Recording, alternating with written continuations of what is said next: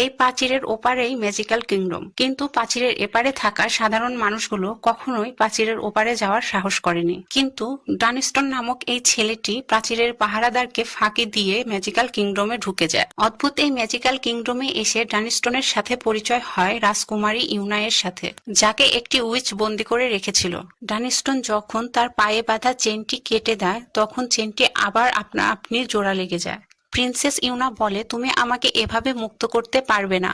একমাত্র আমি তখনই মুক্ত হতে পারবো যখন আমাকে বন্দিকারী মারা যাবে। ডানস্টন তখন প্রিন্সেসকে জিজ্ঞাসা করে, আমি যেহেতু তোমাকে মুক্ত করতে পারবো না, তাহলে আর কি আছে যা আমি তোমাকে দিতে পারি? তখন প্রিন্সেস ইউনা তাকে নিয়ে ভ্যানের ভিতরে যায় আর তারা ঘনিষ্ঠ হয়। অপরদিকে ম্যাজিক্যাল কিংডমের রাজা ছিল মৃত্যু পথযাত্রী, আর তার ৮ ছেলের মধ্যে কে হবে পরবর্তী রাজা, এই দ্বন্দ্বের জেরে একে অপরের সাথে ঝগড়া ফ্যাসাদ এমনকি খুনাখুনিও চলছিল।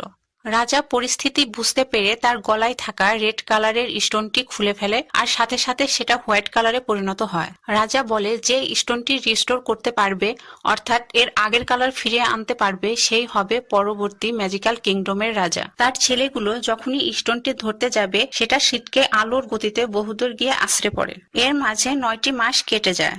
হঠাৎ ডানস্টনের দরজায় কড়া নাড়ে সেই ম্যাজিক্যাল ওয়ালের পাহারাদার। তাকে একটি শিশু বাচ্চাকে দিয়ে বলে, একে কেউ তোমার জন্য ওয়ালের পাশে রেখে গেছে। আসলে এই বাচ্চাটি ছিল প্রিন্সেস ইউনা আর ডানস্টনের, যার নাম ইউনা রেখেছিল ট্রিস্টান, যে হবে পরবর্তী ম্যাজিক্যাল কিংডমের রাজা। কিভাবে সেটা দেখতে লাইক সাবস্ক্রাইব করে পরবর্তী পার্ট দেখুন।